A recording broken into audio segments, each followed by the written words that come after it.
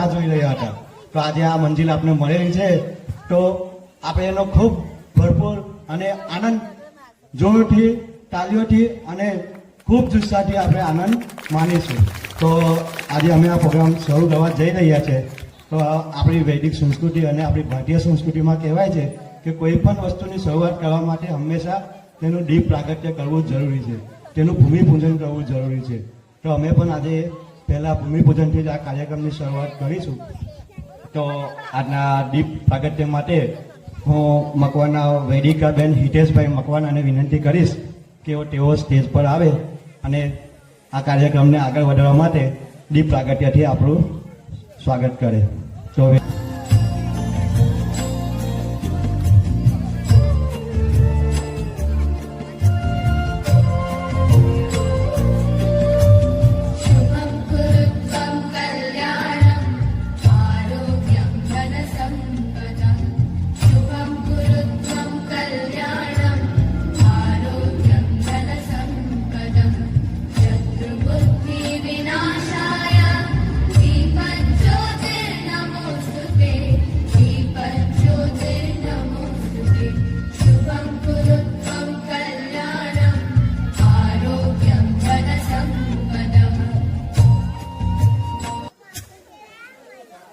ખૂબ ખૂબ આભાર વેદિકાબેન.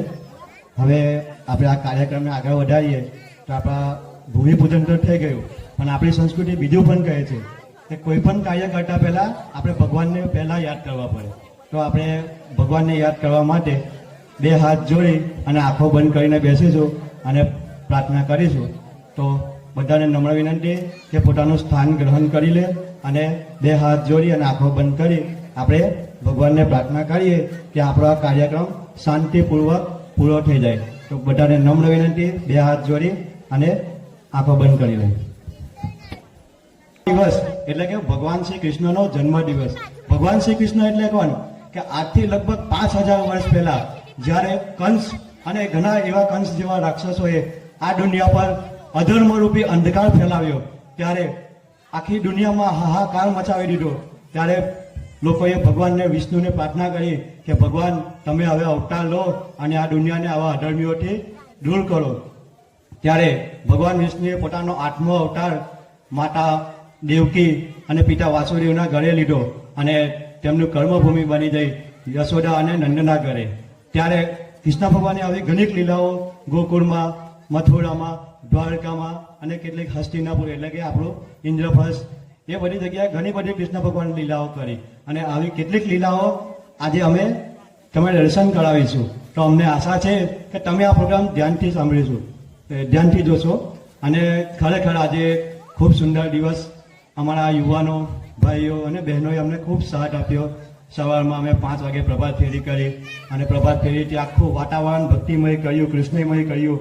ત્યારબાદ બપોરે આપણે મટકી ફોડ કરી અને કૃષ્ણના વિચારો માખણ રૂપી ઘેર ઘેર પહોંચાડ્યા. અને અત્યારે આ નાના નાના ભૂલકાઓ તથા આપણા યુવાનો ભગવાન ગીતાના ઉપદેશ, રાસ અને ગરબા આવી બધી ઘણી કૃષ્ણ લીલાઓ વિશે આપણને સમજાવશે.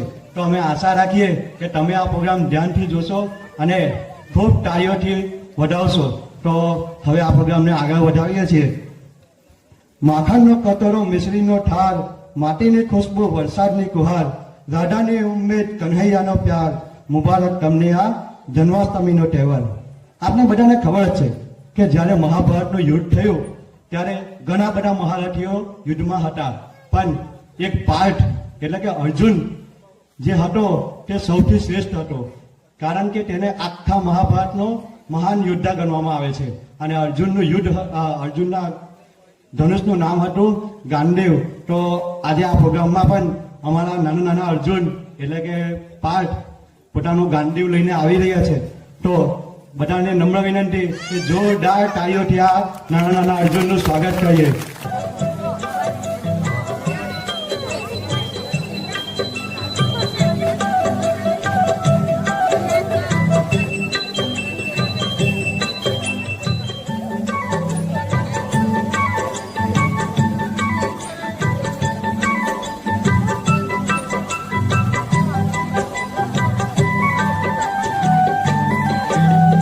નાનકડું કાંડી વલય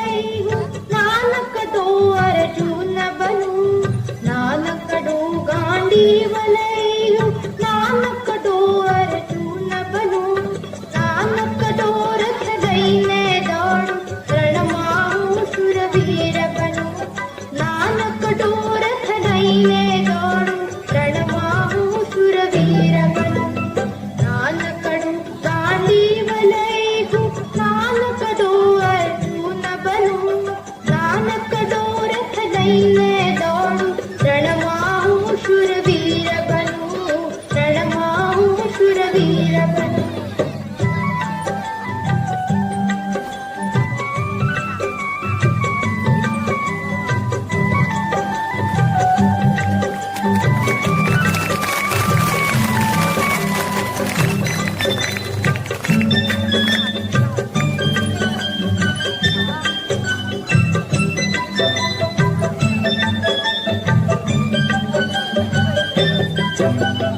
રથમાં બેસું હું લડવૈયો,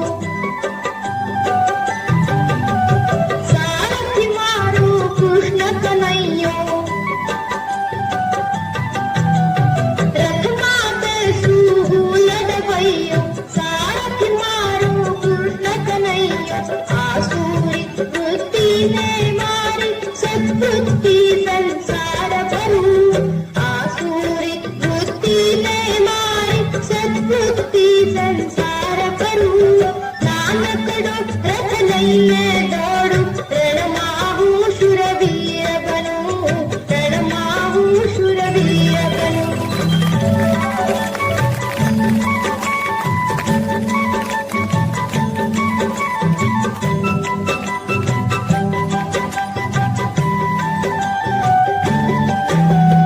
વિંધી નાખું વિકૃતિની,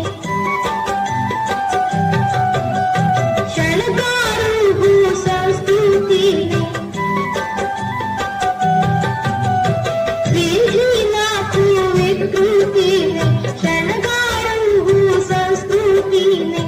મારનારના મુખને કોઈ એવો હું પડકાર કરું, મારનારના મુખને કોઈ એવો હું પડકાર કરું.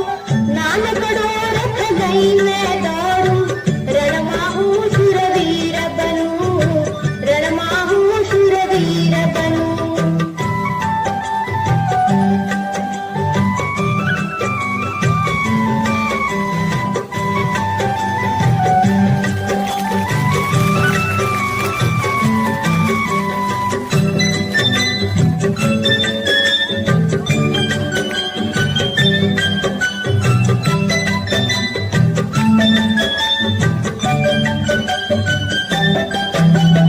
કામ કરું પણ પરાવાનું, પરમેશ્વરને પ્યારો લાગું. કામ કરું પણ પરાવાનું, પરમેશ્વરને પ્યારો લાગું. સુતા ઉઠતા ખાતા પીતા યોગેશ્વરને યાદ કરું, સુતા ઉઠતા ખાતા પીતા યોગેશ્વરને યાદ કરું. નાનકડો રથ લઈને દોડું, રણમાં હું શૂરવીર બનું, રણમાં હું શૂરવીર બનું.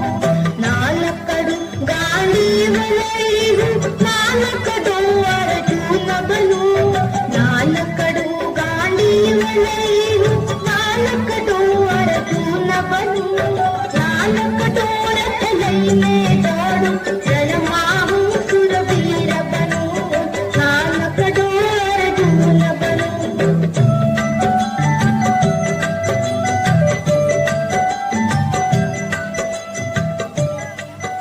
ખૂબ જ સુંદર કૃતિ કરી. એકવાર જોરદાર તાળીઓ થઈ જાય આ નાના નાના અર્જુનો માટે. આ નાના નાના અર્જુન ખરેખર આપણે જીવનનો સાચો અર્થ સમજાવ્યો છે કે વિંધી નાખું વિકૃતિને, શણગારું હું સંસ્કૃતિને. આજના આ ડિજિટલ યુગમાં આપણી ભારતીય સંસ્કૃતિ જાણે ભૂસાઈ જ ગઈ છે. આજનો આ યુવાન, બાળક કે સ્ત્રી, વૃદ્ધ, જેના પણ હાથમાં જોઈએ તેના હાથમાં માત્ર મોબાઈલ અને મોબાઈલ જ છે. આના કારણે આપણે વીર અભિમન્યુ, વીર નચિકેતા, પ્રહલાદ અને ધ્રુવ જેવા બાળકો વિશે તો આપણને જાણવા જ નથી મળતું. બસ આ જ કારણે અમે લોકો આ કૃષ્ણ રૂપી ગળનું વિસરાઈ ના જાય તેના માટે આવા અથાગ પ્રયત્નો કરી રહ્યા છીએ અને બની શકે તેટલું સંસ્કૃતિનું રક્ષણ કરવાના પણ પ્રયત્નો કરી રહ્યા છીએ. કઈ નહીં, છોડો, આપણે કાર્યક્રમને આગળ વધાવીએ. 52 ગજની ધજા ફરકતી નમતા હજારો શીશ, 56 પગથિયે સ્વર્ગ મળે ને મળતા દ્વારિકાધીશ. ભગવાન શ્રી કૃષ્ણના તો હજારો નામ છે, એટલે જ તો કહેવાય છે કે હરિ તારા નામ છે હજાર, કિયા નામે લખી કંકોત્રી. તો આવી જ એક નૃત્ય લઈને આવી રહી છે આપણા બધાની લાડકી દીકરીઓ, જેના શબ્દો છે માધવ મારા મોહનજી. તો એક વાર જોરદાર તાળીઓ થઈ જાય નાની નાની દીકરીઓ માટે.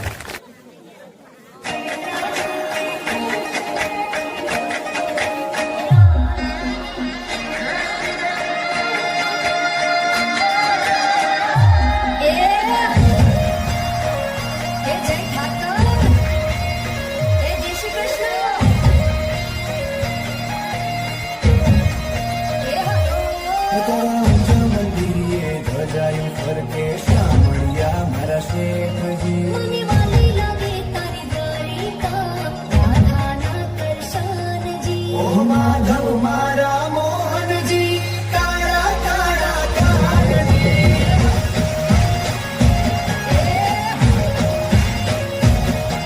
ઓડા ગુરના ઠાકોરજી, રાધાજીના શ્યામજી.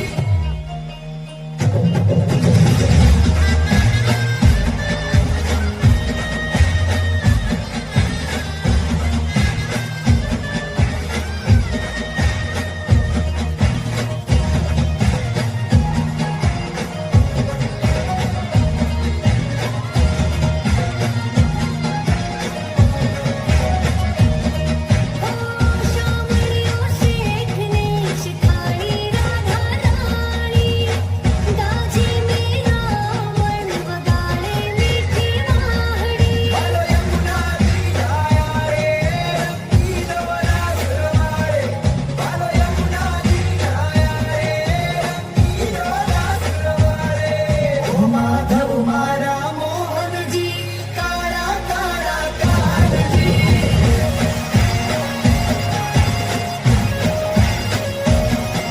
ઓલા નાના પિતાજી, સુંદર વર્ગલ શ્યામજી.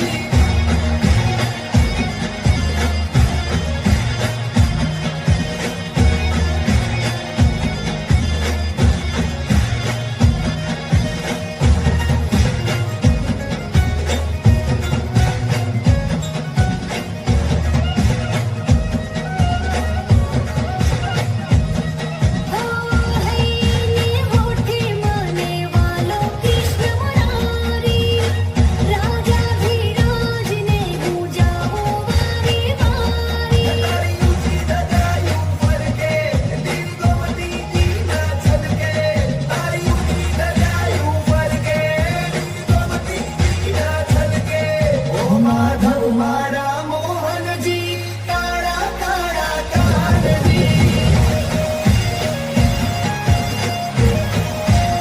ઓ રાજા રે ધીરાજજી, તારી નાનાથજી.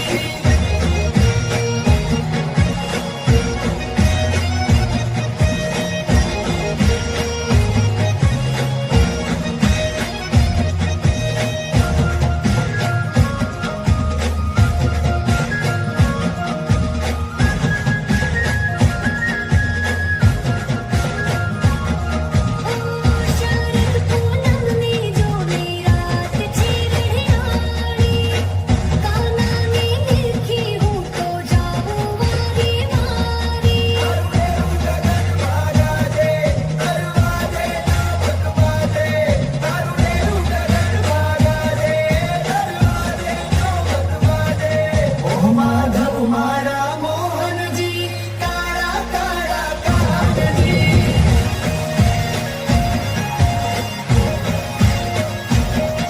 ઓરંગીના રણછોડજી, શામળિયા મારા શેઠજી.